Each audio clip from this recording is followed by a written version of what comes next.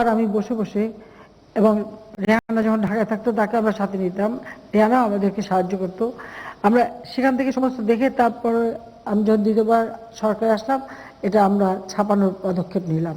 আমি ভাবলাম এটা প্রকাশ করা দরকার, কারণ এর মধ্যে দিয়ে বাংলাদেশের ইতিহাসটা বের হয়ে আসে যে তিনি কিভাবে রাজনীতি করেছেন। তিনি অর্থ, সম্পদ, বাড়ি, গাড়ি কোনোর দিকে তাকাননি। একটা লক্ষ্য স্থির করেই তিনি চলেছিলেন, সেটা হলো স্বাধীনতা, বাংলাদেশের স্বাধীনতা, বাঙালির স্বাধীনতা, বাঙালি জাতিকে তৈরি করা।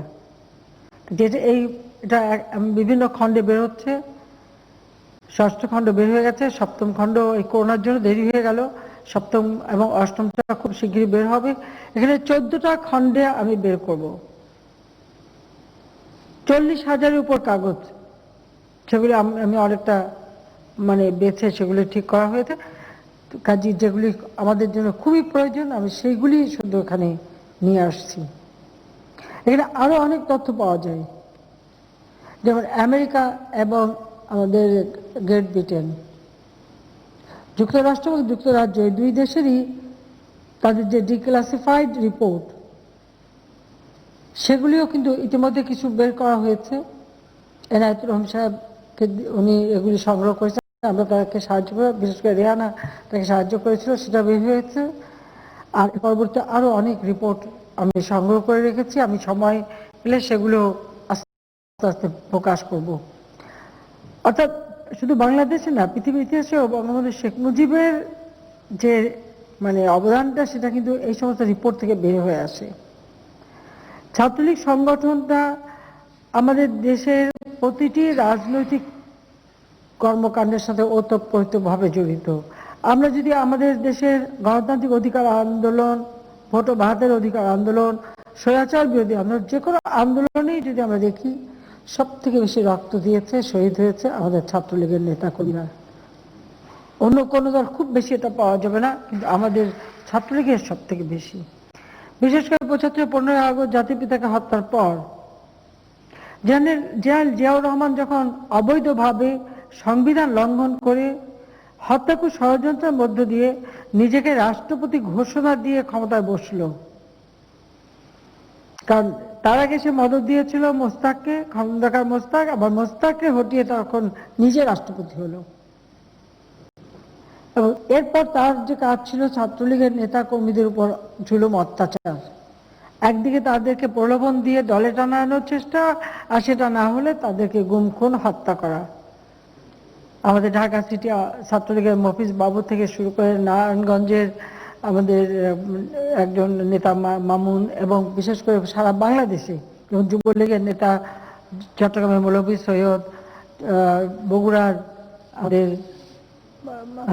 পটল ভাই, আমরা সবাই পটল ভাই বলেই ডাকতাম, এরকম বহু অনেক নেতা কর্মীদের, এবং অনেকের লাশও তার আত্মীয়রা পায়নি। সেই সাথে একটা পর একটা ঢাকা সহ সারা বাংলাদেশে 19টা কু হয়েছিল।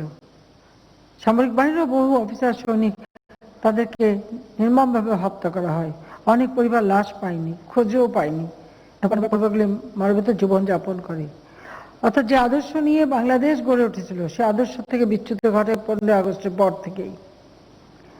যুদ্ধাপরাধীদের বিচার জাতিপিতা শুরু করেছিলেন, জিয়াউর রহমান সেটা বন্ধ করে দেয় এবং যুদ্ধাপরাধীদের নিয়ে এসে ক্ষমতায় বসায়। 7 খুনের আসামি, যা সাজা হয়ে গিয়েছিল, কারাগারে ছিল, তাকেও মুক্তি দিয়ে জিয়াউর রহমান নেতা বানায়। এরকম সারা বাংলাদেশে স্বাধীনতার পর যারা আওয়ামী লীগের বহু সংসদ সদস্য নেতা কর্মীদের হত্যা করেছে, অনেকে কারাগারে ছিল, জিয়াউর রহমান এই সমস্ত খুনি এবং স্বাধীনতা বিরোধী, যুদ্ধাপরাধী, মানবতা বিরোধী কাজের সঙ্গে যারা সম্পৃক্ত, তাদেরকে দিয়ে রাষ্ট্র পরিচালনার কাজ শুরু করে। যার ফলটা এটা হয় যে বাংলাদেশ তার কাঙ্ক্ষিত উন্নতি অর্জন করতে পারেনি, তারা তো ক্ষমতাকে নিষ্কণ্টক করবার জন্যই বেশি ব্যস্ত ছিল। সে দেশের মানুষের জন্য কাজ করবে কখন? আর সে করার ইচ্ছাও তার ছিল না, কারণ এই স্বাধীনতাটাকে ব্যর্থ করাটাই ছিল তাদের লক্ষ্য। যে পাকিস্তান থেকে আলাদা হয়ে যাওয়ার পর বাংলাদেশ আবার উন্নতি করতে পারে, এটা তারা কখনো মানতে চায়নি। বরং বাংলাদেশকে তারা ব্যর্থ করতে চেয়েছিল, যে আমাদের স্বাধীনতা সংগ্রাম, আমাদের মুক্তিযুদ্ধ বিজয় সবকিছু যেন নস্যাৎ হয়ে যায়, এটাই ছিল তাদের লক্ষ্য। এটা হলো বাস্তবতা, সেটা অক্লান্ত চলছে, এখনো একেবারে থেমে গেছে তা না। কিন্তু এরই মধ্য দিয়ে আমরা যে ক্ষমতায় ফিরে আসতে পেরেছি এবং রাষ্ট্র পরিচালনা করে জনগণের পাশে সেবা করার সক্ষমতা অর্জন করেছি, মানুষের পাশে দাঁড়িয়েছি। এবং আজকের বাংলাদেশ, আজকে সারা বিশ্ব বাংলাদেশকে ভিন্নভাবে দেখে। এমনকি যারা একসময় বাংলাদেশকে বলেছিল যে এদের স্বাধীন হয়ে কি হবে, এটা তো বাস্কেট কেস হবে, আজকে তারাও স্বীকার করে যে না, বাংলাদেশ পারে। আজকে বাংলাদেশ উন্নয়নশীল দেশ হিসেবে স্বীকৃতি পেয়েছে, আমরা সেটুকু করতে পেরেছি, আমাদের মাথা পিছু আয় বেড়েছে, আমাদের রিজার্ভ বেড়েছে, সব দিক থেকে আমরা এগিয়ে যাচ্ছি। করোনা ভাইরাসের কারণে আমাদের হয়তো একটু থমকে গেছি। আমরা মুজিব বর্ষ উদযাপন করছি, আমাদের লক্ষ্যই ছিল যে আমাদের মুজিব বর্ষ 2020 এবং 2021 স্বাধীনতা সুবর্ণ জয়ন্তী, এই সবার মধ্যে বাংলাদেশকে আমরা দারিদ্র্যমুক্ত করব। বাংলাদেশ অন্ততপক্ষে উন্নয়নের একটা পর্যায়ে যাবে, সে পর্যায়টা আমরা অর্জন করেছি। জাতির পিতা যুদ্ধ বিধ্বস্ত বাংলাদেশ গড়ে তুলে একটা স্বল্পোন্নত দেশ হিসেবে আমাদেরকে রেখে গিয়েছিলেন। আজকে স্বল্পোন্নত দেশ থেকে আমরা উন্নয়নশীল দেশে উন্নীত হয়েছি, সেটা আমরা স্বীকৃতি পেয়েছি। 2024 সাল পর্যন্ত ধরে রাখতে হবে। করোনা ভাইরাসের জন্য আমাদের কিছুটা থমকে গেছি। তবে আমি এটুকু বলবো, আমি আগেও বলছি, সংগঠনটা হচ্ছে সব থেকে বেশি গুরুত্বপূর্ণ। এই করোনা ভাইরাসে আমাদের ছাত্রলীগ অনবদ্য ভূমিকা রেখেছে, সেজন্য ছাত্রলীগের প্রত্যেকটা নেতা কর্মীকে আমি আন্তরিক ধন্যবাদ জানাই। তার কারণ যখনই যে কথা বলেছি তারা সে কথা শুনেছে। তোমাদেরকে সেজন্য আমার আন্তরিক দোয়া, আশীর্বাদ জানাচ্ছি এবং আন্তরিক ধন্যবাদও জানাচ্ছি যে করোনা আক্রান্ত মানুষ, সেই করোনা আক্রান্ত মানুষের আপন আত্মীয় স্বজন লাশ ফেলে দিয়ে চলে যাচ্ছে, অথবা অসুস্থ হয়ে গেলে তাদের হাসপাতালে নিচ্ছে না, হাসপাতালে নিয়ে তাদের চিকিৎসা দেওয়া ব্যবস্থা হচ্ছে না। আমার ছাত্রলীগের ছেলে চলে গেছে, মানুষের পাশে দাঁড়িয়েছে, তাদের কাফন দাফনের ব্যবস্থা যেমন করেছে, চিকিৎসার ব্যবস্থা করেছে। করোনা ভাইরাসে মানুষ এমনই আতঙ্কগ্রস্ত হয়ে গিয়েছিল, সব কিছু যখন বন্ধ হয়ে গেল তখন সবাই তো হাত পাততে পারতো না, তাদের ঘরে ঘরে খাবার পৌঁছে দেওয়া, রিলিফ পৌঁছে দেওয়া, সে কাজটিও আমাদের ছাত্রলীগ করেছে। পাশাপাশি আমাদের ধান কাটা মৌসুমে আমি যখন আহ্বান করলাম, আমি সত্যি গর্বিত ছাত্রকে নিয়ে যে আমাদের ছাত্রলীগের ছেলেরা নেমে পড়লো ধান কাটতে। এবং সেই সাথে সাথে ছাত্রলীগের সাথে সাথে আমি বলবো আমাদের কৃষক লীগ, স্বেচ্ছাসেবক লীগ, যুবলীগ, আওয়ামী লীগ তারাও নেমেছে। কিন্তু আমি আগে বললাম যে ছাত্রলীগ তো সবসময় অগ্রগামী দল, তারাই পথ দেখিয়ে এগিয়ে যায়। আর এই জন্য ছাত্রলীগ বয়সও আওয়ামী লীগ থেকে বড়, এটাও ঠিক কি তাই না? বড় না একটু? বয়সে বড়, 1 বছরের বড়। সেদিক থেকে ছাত্রলীগ একটু অগ্রগামী দল হিসেবেই কাজ করে। তো সে কাজটা করে একটা দৃষ্টান্ত স্থাপন করেছে। এবং সেই সাথে আরেকটা দৃষ্টান্ত, সেটা কি, যে কোনো কাজই অবহেলার না, কোনো কাজ ছোট না। আমরা ভাত খাই, আমরা খাবার খাই, সে খাবারের ফসল ফলায় কৃষক, সে কৃষককে তো অবহেলার চোখে দেখান না, তারা তো আমাদের বেঁচে থাকার রসদ যোগায়, তাদের সম্মান অনেক বড়। আজকে যখন তোমরা ধান কেটেছো ছাত্রলীগের ছেলেরা, এটাই প্রমাণ হয়েছে যে কোনো কাজকে তোমরা ছোট করে দেখো নাই। তা আমি আবারও বলবো, যখনই নিজের গ্রামে যাবে, নিজের দেশে যাবে, কাউকে ছোট করবে দেখবে না, কোনো কাজকে ছোট করে দেখবে না। সব কাজেরই গুরুত্ব আছে, সব কাজেরই মূল্য আছে, এটাই মানতে হবে, এটাই দেখতে হবে, এটাই সবসময় নিজে আদর্শ হিসেবে নিতে হবে। বড় সে হতে পারি যে নিজেকে ছোট করে দেখতে পারি, আর উপর দিকে তাকিয়ে চলতে গেলে হোঁচট খেতে হয়, সেই জন্য মাটির দিকে তাকিয়ে চলতে হয়। এটা আমাদের শিক্ষা দিয়েছে, বাবা মা শিক্ষা দিয়েছেন, দাদাদের শিক্ষা দিয়েছেন, সে কথা সব মনে রাখতে হবে। ছাত্রলীগের হাতে আমি খাতা কলম তুলে দিয়েছিলাম, কারণ তখন খালেদা জিয়া ছাত্র দলকে বলেছিল যে তাদের হাতেই নাকি আওয়ামী লীগের বিনাশ ঘটবে, আওয়ামী লীগকে ধ্বংস করবে, অর্থাৎ তারা দিয়েছিল অস্ত্র। এটা জিয়াউর রহমানেরই নীতি ছিল। আমাদের বহু মেধাবীদের হাতে অস্ত্র আর অর্থ তুলে দিয়ে তাদের বিপথে পরিচালিত করেছিল। কিন্তু আমরা চেয়েছি শিক্ষা, কারণ শিক্ষা ছাড়া একটা জাতি উন্নত হতে পারে না। শিক্ষা জাতির মেরুদণ্ড শুধু কথার কথা না, এটা বাস্তবতা। আমরা যদি আজকে বাংলাদেশকে উন্নত সমৃদ্ধ দেশ করতে চাই, তো অবশ্যই জাতিকে শিক্ষিত জাতি হিসেবে গড়ে তুলতে হবে। এবং শিক্ষাকে জাতিপিতাও সবথেকে বেশি গুরুত্ব দিয়েছিলেন। আমাদের সংবিধানে প্রাথমিক শিক্ষা সম্পূর্ণ বাধ্যতামূলক এবং অবৈতনিক করে দিয়েছিলেন। উচ্চশিক্ষার পদক্ষেপ তিনি নিয়েছিলেন ব্যাপকভাবে, শিক্ষা কমিশন গঠন করে দিয়েছিলেন, যেন বিজ্ঞান এবং কারিগরি শিক্ষার দিকে তিনি সব থেকে বেশি গুরুত্ব দিয়েছিলেন। সেই জন্য বিশিষ্ট বৈজ্ঞানিক ডক্টর কুদরতি খোদাকে দিয়ে তিনি শিক্ষা কমিশন করে দেন। আমরা তারই পদাঙ্ক অনুসরণ করে শিক্ষা নীতিমালা যেমন প্রণয়ন করেছি, আজকে প্রত্যেকটা জেলায় জেলায় আমরা কিন্তু বিশ্ববিদ্যালয় করে দিচ্ছি। এ পর্যন্ত নতুন 16টা বিশ্ববিদ্যালয় তৈরি করা হয়েছে, অনেকগুলি কাজ চলমান। আবার বেসরকারি খাতেও যারা বিশ্ববিদ্যালয় করতে যাচ্ছে, যেসব জেলা আমরা সরকারি করতে পারছি তাদের বলে দিচ্ছি তারা বেসরকারি খাতে যেন করে, এবং এই শিক্ষাকে বহুমুখী করে দিচ্ছি। আমাদের দেশে কখনো মেডিকেল বিশ্ববিদ্যালয় ছিল না, প্রথম মেডিকেল বিশ্ববিদ্যালয় আমি করে দিই। মেডিকেল বিশ্ববিদ্যালয়, মেরিটাইম বিশ্ববিদ্যালয়, টেক্সটাইল বিশ্ববিদ্যালয়, সিভিল এভিয়েশন বিশ্ববিদ্যালয়, আমরা বিভিন্ন ধরনের কারিগরি শিক্ষাকে গুরুত্ব দিচ্ছি। প্রত্যেকটা উপজেলায় আমরা কারিগরি স্কুল করে দিচ্ছি, ইঞ্জিনিয়ারিং কলেজ করে দিচ্ছি। বিজ্ঞান শিক্ষার উপর বেশি গুরুত্ব দিয়েছি, 12টা বিজ্ঞান ও প্রযুক্তি বিশ্ববিদ্যালয় নির্মাণ করেছি। আর প্রযুক্তি জ্ঞানের জন্য আমরা ইতিমধ্যে ডিজিটাল বাংলাদেশ গড়ে তুলব ঘোষণা দিয়েছে। আজকে বাংলাদেশ ডিজিটাল বাংলাদেশ, আর ডিজিটাল বাংলাদেশ হয়েছে বলেই তো আজকে তোমাদের সাথে এই ভার্চুয়াল কথা বলতে পারছি, নইলে তো পারতাম না। আমি জানি যখন আমরা ঘোষণা দিই অনেকে এটা নিয়ে নানা কথা বলেছে, অনেক কিছু বলেছে, কিন্তু এটা আজকে বাস্তবতা কি? যারা সে সময় ব্যঙ্গ করেছে 2009 সালে যখন আমরা নির্বাচনে, 2008-এ যখন নির্বাচনী ইশতেহারটা ঘোষণা দিই, তখন যারা ব্যঙ্গ করেছিল আজকে তারা কোথায়? তারাও তো ব্যবহার করছে এই ডিজিটাল সিস্টেম। আমরা ব্রডব্যান্ড দিয়ে দিয়েছি, স্যাটেলাইট বঙ্গবন্ধু 1 উৎক্ষেপণ করেছি, আমরা প্রতিটি ইউনিয়নের সঙ্গে আমরা সংযোগ করে দিচ্ছি, আমরা যেখানে এমনকি দ্বীপাঞ্চল পর্যন্ত আমরা পৌঁছে যাচ্ছি।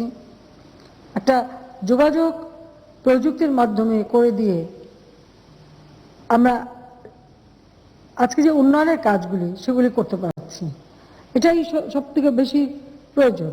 তাছাড়া আমরা এই করোনা ভাইরাসে যদিও খুবই একটা কঠিন সময়, তার মধ্যে আমরা কিন্তু বিনা পয়সায় বই বিতরণ, যেটা প্রাথমিক থেকে মাধ্যমিক পর্যন্ত আমরা কিন্তু সেটা করে যাচ্ছি। প্রায় 34,36,62,412টা বই ইতিমধ্যে বিতরণ, এটা আমরা কিন্তু ভাগে ভাগে করে দিচ্ছি। আগে যেমন একসাথে হতো বই সব, সেভাবে না, স্বাস্থ্য সুরক্ষা মেনে যেন হয় সে ব্যবস্থা আমরা করে দিচ্ছি। প্রাথমিক বিদ্যালয়ে উপবৃত্তির ব্যবস্থা আমরা করেছি। প্রায় 1,29,00,000 মায়ের নামে মোবাইল ফোনের মাধ্যমে উপবৃত্তির টাকা পৌঁছে যায়। প্রধানমন্ত্রী শিক্ষা সহায়তা ট্রাস্ট ফান্ড করে দিয়েছি। আর তাছাড়া আমরা মাধ্যমিক এবং উচ্চ শিক্ষার জন্য বৃত্তি দিচ্ছি। প্রায় 2,74,00,000 মানুষ এই বৃত্তি পাচ্ছে। কেন দিচ্ছি? যারা মেধাবী, হয়তো বাবা মা শিক্ষা দেওয়ার মতো আর্থিক সচ্ছলতা নেই, তাদের জন্য আমরা এই ব্যবস্থাটা করে দিচ্ছি। আমরা মেডিকেল কলেজ করে দিচ্ছি সমস্ত জায়গায় জায়গায়। আমাদের জনসংখ্যার সাথে সামঞ্জস্য রেখে আমাদের যেমন ডাক্তার দরকার, নার্স দরকার, নার্সিং ট্রেনিং এর উপর গুরুত্ব দিচ্ছি। শিক্ষাকে বহুমুখী করে দিচ্ছি, কারিগরি শিক্ষার গুরুত্ব দিচ্ছি, যেন স্কিল লেবার যেটা হয় বলে সেটা তৈরি হয়। প্রযুক্তি এবং কারিগরি শিক্ষার মাধ্যমে এবং বিজ্ঞান শিক্ষার মাধ্যমেই কিন্তু একটা দেশ এগিয়ে যেতে পারি। তাছাড়া বিশ্ব এগিয়ে যাচ্ছে, আমরা পিছিয়ে থাকতে পারি না। চতুর্থ শিল্প বিপ্লবের কথা আসছে, তার সঙ্গে তাল মিলিয়ে আমাদের চলতে হবে। 100টা অর্থনৈতিক অঞ্চল করে দিচ্ছি আমরা, যাতে করে আমাদের শিক্ষিত কর্মচারীর সাথে যেন কাজের সুযোগ হয়, সেটা লক্ষ্য রেখেই কিন্তু আমরা যেমন আমাদের কৃষিকে গুরুত্ব দিচ্ছি, সেই সাথে যে শিল্পায়নের দিকে আমরা বিশেষ নজর দিয়েছি, কারণ দুটোই আমাদের জন্য গুরুত্বপূর্ণ। কারণ আমার কর্মসংস্থান বাড়াতে হবে। বেসরকারি খাত আমি উন্মুক্ত করে দিয়েছি। আজকে এত ব্যাংক, বিমা, টেলিভিশন, রেডিও, বিমান থেকে সবকিছু আমি বেসরকারি খাত করে দিয়েছি একটা লক্ষ্য সামনে নিয়ে, সেটা হচ্ছে কর্মসংস্থান। তাছাড়া যুব সমাজের জন্য তো ব্যবস্থা আমাদের আছেই। এসএমই ফাউন্ডেশন থেকে টাকা দেওয়া হচ্ছে, কর্মসংস্থান ব্যাংকের থেকে দেওয়া হচ্ছে, পল্লী সঞ্চয় ব্যাংক আমরা করে দিয়েছি, প্রবাসী কল্যাণ ব্যাংক করে দিয়েছি। প্রবাসী যেতে হলে জমি যে বিক্রি করা লাগবে না, সেখান থেকে লোন নিয়ে যেতে পারবে, আবার টাকা ফেরত আসতে পারবে। আমাদের রেমিটেন্স বৃদ্ধি পাচ্ছে, আমাদের এখন বলবো রিজার্ভ আমরা অনেক বাড়াতে সক্ষম হচ্ছে। অর্থাৎ বাংলাদেশের অর্থনীতিতে যাতে সচল থাকে তার জন্য যা যা কাজ করোনা ভাইরাস মোকাবেলা করেও আমরা করে দিচ্ছি। প্রত্যেকটা উপজেলায় আমরা টেকনিক্যাল স্কুল এবং কলেজ করে দিচ্ছি। কারণ সাধারণ শিক্ষার সাথে সাথে টেকনিক্যাল শিক্ষাটা যাতে, অর্থাৎ কারিগরি শিক্ষা, ভোকেশনাল ট্রেনিংটাও যেতে হয়, যেন কর্মসংস্থানে কখনো কেউ পিছিয়ে না যায়, সেই দিকে দৃষ্টি রেখেই কিন্তু আমরা এই ব্যবস্থাটা নিচ্ছি। আমাদের প্রত্যেকটা উপজেলায় কিন্তু ইতিমধ্যে আমি একটি করে কলেজ নতুন করে আবার সরকারিকরণ করে দিয়েছি। পাশাপাশি বেসরকারিভাবে যাতে হয় সেই ব্যবস্থাও আমরা দিচ্ছি। কারণ শিক্ষাকে আমরা সব থেকে গুরুত্ব দিয়ে থাকি। কারণ শিক্ষিত জাতি না হলে পরে দেশ এগোতে পারে না। প্রথমবার সরকারে এসে আমরা শিক্ষার হার যেখানে মাত্র বোধহয় 45 ভাগ ছিল, সেটাকে আমরা প্রায় 65 ভাগে উন্নীত করেছিলাম, 65.5 ভাগে। দুর্ভাগ্য 2001-এ আসতে পারিনি, আমাদের সাক্ষরতার হার আবার কমে গিয়েছিল। এখন আমরা 74 ভাগে, প্রায় 74% আমাদের এখন শিক্ষিতের হার আমরা বৃদ্ধি করতে সক্ষম হয়েছি। তবে আমি মনে করি যে এটা আমরা আরো করতে পারবো। কাজে আমি এটা বলবো যে ছাত্রদের এখন যেহেতু করোনা ভাইরাস, সমস্ত স্কুল কলেজ বন্ধ, আমরা চালু করতে পারছি না। যখনই চালু করতে যাচ্ছে আবার এটা তার সেকেন্ড ওয়েভ চলে আসছে, সেজন্য আমরা করতে পারলাম না। তারপর আমরা যেমন আমার ঘর আমার স্কুল, আমরা স্কুলে শিক্ষার্থীদের জন্য টেলিভিশনের মাধ্যমে সংসদ টিভি ব্যবহার করে, তার মাধ্যমে যেহেতু ওখানে টেরিস্টোরিয়াল টিভি আছে, আমরা তাদের শিক্ষার ব্যবস্থা, ক্লাসগুলি করানোর ব্যবস্থা নিয়ে যাচ্ছি। তাছাড়া অনলাইনে শিক্ষার ব্যবস্থা, সেটা আমরা নির্দেশ দিয়েছি, প্রত্যেকটা ইউনিভার্সিটি কলেজ তারা সেটা সে পদক্ষেপটা নেয়। আর সেই সাথে সাথে আমি আমাদের ছাত্রদেরও বলবো যে বসে না থেকে যা পাও নিজেরা কিছু পড়াশোনা করো। এখানে একটা সুযোগ, যেন পাঠ্যপুস্তক তো পড়বেই, তাছাড়াও আরো পড়ার অনেক সুযোগ আছে। কারণ জ্ঞান যত বেশি অর্জন করতে পারো ততই নিজেকে আরো সম্পদশালী মনে করবে। ধন সম্পদ কোনো কাজে লাগে না। আজকে করোনা ভাইরাস একটা জিনিস শিক্ষা দিয়ে গেছে, যার যতই টাকা পয়সা থাকুক, যার যতই অর্থ সম্পদ, বাড়ি গাড়ি যা কিছুই থাকুক না কেন, সেগুলি যে একেবারে ব্যর্থ, সে তার যে কোনো মূল্য থাকে না। করোনা ভাইরাস অন্তত এই শিক্ষাটা মানুষকে ভালোভাবে দিয়েছে। কিন্তু শিক্ষা, বিদ্যা, এটা এমন একটা শিক্ষা, এমন একটা সম্পদ, এই সম্পদ কিন্তু কেউ কেড়ে নিতে পারবে না। আর এই সম্পদটা থাকলে জীবনে কখনো হোঁচট খাবে না, চলার পথ মসৃণ করে এগিয়ে যেতে পারবে। আমাদের ছেলেমেয়েদেরকে আমরা সেই শিক্ষাই দিয়েছি। কাজে তোমরাও সেভাবে শিক্ষা নেবে। ছাত্রলীগের সেটাই কাজ থাকবে, নিজেরা পড়বে, অন্যকে পড়াও। আর এই করোনা ভাইরাসে যদি ছাত্রলীগের উপরে তো আগে আমার নির্দেশই ছিল যে নিজের গ্রামে যে কেউ যদি নিরক্ষর থাকে তাকে অক্ষর জ্ঞান দাও, বা স্কুলে বাচ্চাদের আত্মীয় স্বজন থাকে, পাড়া প্রতিবেশী থাকে, স্বাস্থ্য সুরক্ষা মেনে তাদেরকে পারলে একটু পড়াশোনা সাহায্য করো। অর্থাৎ শিক্ষা ছাড়া একটা জাতি কখনো এগোতে পারে না, সে কথাটা মাথায় রেখে এই ছাত্রলীগকে চলতে হবে। এর জন্য যে ছাত্রলীগের যে মূল মন্ত্র, ছাত্রলীগের যে আদর্শ তিনটা: শিক্ষা, শান্তি, প্রগতি। কাজে শিক্ষাই হচ্ছে 1 নম্বর, এবং শিক্ষা গ্রহণের মাধ্যমে শান্তি আমরা চাই, এবং এটা আমাদের জাতিপিতা আমাদের দিয়ে গেছেন। সকলের সাথে বন্ধুত্ব, কারোর সাথে বৈরিতা নয়। আমরা শান্তি প্রতিষ্ঠা করতে চাই। বাংলাদেশ হবে অসাম্প্রদায়িক চেতনার, ক্ষুধামুক্ত, দারিদ্র্যমুক্ত, উন্নত সমৃদ্ধ বাংলাদেশ। আমরা সংঘাত চাই না, আমরা শান্তি চাই। সেই শান্তির পথ ধরে আমরা প্রগতির পথে এগিয়ে চলবো, দেশকে এগিয়ে নিয়ে যাব, সেটাই আমাদের লক্ষ্য থাকবে। কাজে ছাত্রলীগের মূল মন্ত্র এই যে শিক্ষা, শান্তি, প্রগতি, এটা মাথায় রেখে ছাত্রলীগের প্রত্যেকটা নেতা কর্মীকে আদর্শ নিয়ে চলতে হবে, সেটাই আমি চাই। প্রত্যেকে আদর্শ নিয়ে না চলতে পারলে কখনো বড় হতে পারবে না। ধন সম্পদ অনেকে বানাতে পারবে, কিন্তু দেশকে কিছু দিতে পারবে না, মানুষকে কিছু দিতে পারবে না, নিজে ভোগ করতে পারবে। আবার করোনাকালে সে ভোগও সীমিত হয়ে যায়, সেটাও পায় না, সেটাও বাস্তবতা। সেটা মাথায় রেখেই আমি বলবো যে তোমরা সবাই পড়াশোনা করো। তবে এই করোনার সময় হ্যাঁ আমি দেখেছি অনেকে ক্যামেরা দেখলে তাড়াতাড়ি মুখ থেকে মাস্ক খুলে ফেলে, এটা কিন্তু ঠিক না। আমি এখানে আমার এখানে আশেপাশে ধারে কেউ নেই, সবাই অনেক দূরে, সেই জন্য অন্তত খুলে বক্তৃতা দিতে পারছি। আবার বক্তৃতা শেষে সাথে সাথে আমি মাস্ক পরে নেবো।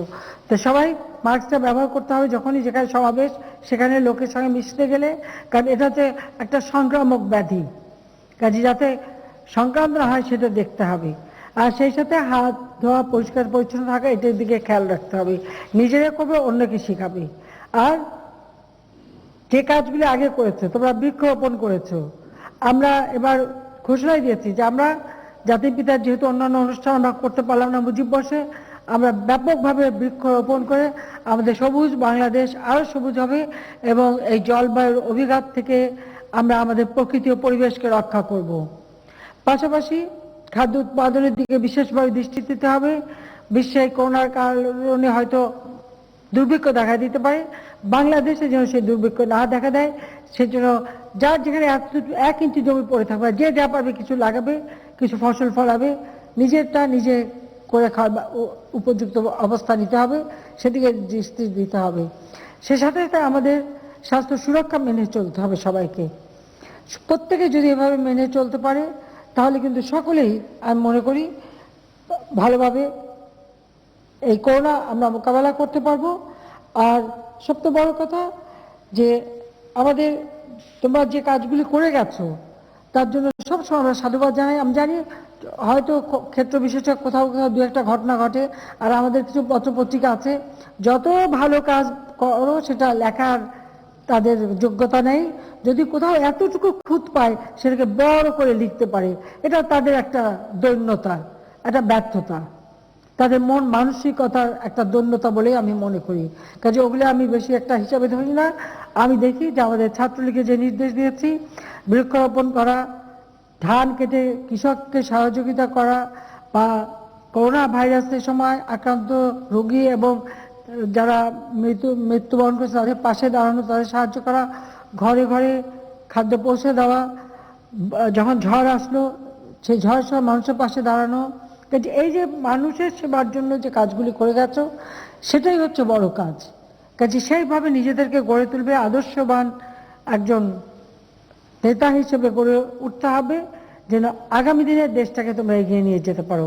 কারণ আমাদের আর কত 75 বছর বয়স, আর কত দিন, ছাত্রলীগের 73, আমার 75, কাজে আমিও 75-এ পা দিয়েছি, কাজে আমরা কতদিন আর চলবো। কিন্তু তোমাদেরকে তো সামনে নেতৃত্ব দিতে হবে, তো সেইভাবে তোমরা নিজেদেরকে গড়ে তুলবে। কিন্তু মনে রাখবে যে আদর্শ নিয়ে গড়ে তুলতে পারবে নিজেকে, সেই কিন্তু সফল হবে। আর যদি অর্থ সম্পদের দিকে নজর চলে যায় কখনো সফল হতে পারবে না, ভোগ বিলাস করতে পারবে। এটা হলো বাস্তবতা। কাজে জাতির পিতার আদর্শ নিয়ে নিজেদেরকে গড়ে তোলো, দেশপ্রেমে উদ্বুদ্ধ হও, এবং ছাত্রলীগ বাংলাদেশের প্রতিটি অর্জনে অগ্রণী ভূমিকা নিয়েছে। এই ঐতিহ্যের কথা মনে রেখে এই সংগঠন উপমহাদেশে একটি সবথেকে প্রাচীন সংগঠন, এই সংগঠনটাকে শক্তিশালী করে তোমরা গড়ে তুলবে, সেটাই আমরা চাই। কাজে সেইভাবে তোমরা গড়ে তুলবে, সেই কথা বলে আজকে প্রতিষ্ঠা বার্ষিকী, অনেক ইতিহাস, অনেক স্মৃতি মনে পড়ে। আমি ছাত্রলীগের কোনো বড় নেতা ছিলাম না, ছোট্ট খাটো নেতা মাও না, আমি একজন কর্মী ছিলাম, সার্বক্ষণিক কর্মী। স্কুল জীবনে স্কুলে বিভিন্ন স্কুলে যে যে সংগঠন করে এসেছি, কলেজ জীবনে কলেজে যে যে সংগঠন করেছি, আবার বিশ্ববিদ্যালয়ে প্রতিটি আন্দোলন সংগ্রামে ওই স্কুল থেকেই, সেই 62 সালের শিক্ষা আন্দোলন থেকেই শুরু করেছি মিছিলে যাওয়া, তখন থেকে মিছিলে গেছি, এবং তারপর তো কলেজ আর বিশ্ববিদ্যালয়ে ছিলামই। প্রতিটি আন্দোলন সংগ্রাম মিছিলে সবসময় আমরা ছিলাম, কখনো আমরা কিছু হওয়ার কথা চিন্তা করিনি। আমার ভাই কামাল, সেও এর সঙ্গে সক্রিয়ভাবে জড়িত ছিল, ঢাকা কলেজের ছাত্র ছিল, পরবর্তীতে ঢাকা বিশ্ববিদ্যালয়ে সে আসে। সবসময় একজন কর্মী হিসেবেই আমরা কাজ করেছি। এত বড় দায়িত্ব নিতে হবে এটা আমাদের স্বপ্ন ছিল না। দুর্ভাগ্য যে 75-এ সব হারালাম, এখন বাংলাদেশের মানুষের সেবা করতে পারছি, দেশের মানুষের কাছে আমি কৃতজ্ঞ। তা আমি ছাত্রলীগকে বলবো যে নিজের ঐতিহ্য এটা মাথায় রেখে জাতির পিতার আদর্শ বুকে ধারণ করে তোমরা নিজেদেরকে গড়ে তুলবে দেশপ্রেমে, যে বাংলাদেশ 2020 পার হয়ে আমরা 21-এ এসেছি। এটা হচ্ছে স্বাধীনতা সুবর্ণ জয়ন্তীর বছর, কাজী মুজিব বর্ষ এবং স্বাধীনতা সুবর্ণ জয়ন্তী আমরা উদযাপন করব। প্রত্যেকটা মানুষ এদেশে যাদের গৃহ নাই তাদেরকে আমি ঘর করে দিচ্ছি। তোমাদের কাছে অনুরোধ থাকবে, তোমার নিজ নিজ এলাকায় খোঁজ করো কোন মানুষটা গৃহহীন আছে। সেই মানুষটা পেলে অবশ্যই আমাকে খবর দেবে এবং স্থানীয়ভাবে খবর দেবে, তাকে আমরা বিনা পয়সায় ঘর করে দেব। প্রত্যেকটা মানুষকে ঘর করে দেব। প্রত্যেকটা ঘরে আমরা বিদ্যুৎ দিয়ে আলো প্রজ্বলিত করব। ইতিমধ্যে 99% মানুষের ঘরে কিন্তু আমরা বিদ্যুৎ দিয়েছি। কাজী এই স্বাধীনতা সুবর্ণ জয়ন্তীতে সকলেই পাবে। কাজী মুজিব বর্ষ এবং স্বাধীনতা সুবর্ণ জয়ন্তী উদযাপনকালে প্রতিটি ঘর আমরা আলোকিত করব। আর সেই সাথে এদেশের মানুষের খাদ্য নিরাপত্তা, চিকিৎসা সেবা, স্বাস্থ্য সেবা এগুলিও যেন মানুষ পায় এবং সুন্দরভাবে যেন বাঁচতে পারে, মানুষ যেন মাথা উঁচু করে চলতে পারে। বিশ্ব দরবারে বাঙালি জাতি মাথা উঁচু করে চলবে, সেটাই হবে আমাদের আজকের দিনের প্রতিজ্ঞা। যে সংগঠন জাতির পিতা গড়ে তুলেছিলেন মাতৃভাষার অধিকার আদায়ের জন্য, যে সংগঠন এদেশের স্বাধীনতা সংগ্রাম এবং মুক্তিযুদ্ধে অবদান রেখে গেছে, যে সংগঠন এদেশের গণতান্ত্রিক অধিকার প্রতিষ্ঠা এবং দেশকে এগিয়ে নিয়ে যাওয়ার পথে অগ্রণী ভূমিকা নিচ্ছে, সেই সংগঠনের নামই বাংলাদেশ ছাত্রলীগ। এই ছাত্রলীগ এগিয়ে যাবে, এটাই আমার কামনা। সবাইকে আমি আবারও প্রতিষ্ঠা বার্ষিকীতে তোমাদের এখানে যারা উপস্থিত এবং সারা বাংলাদেশে যারা ছাত্রলীগের নেতাকর্মীরা আছে এবং যারা একসময় ছাত্রলীগ করত, তাদের সবাইকে আমি আমার শুভেচ্ছা জানিয়ে বক্তব্য শেষ করছি। জয় বাংলা, জয় বঙ্গবন্ধু, বাংলাদেশ চিরজীবী।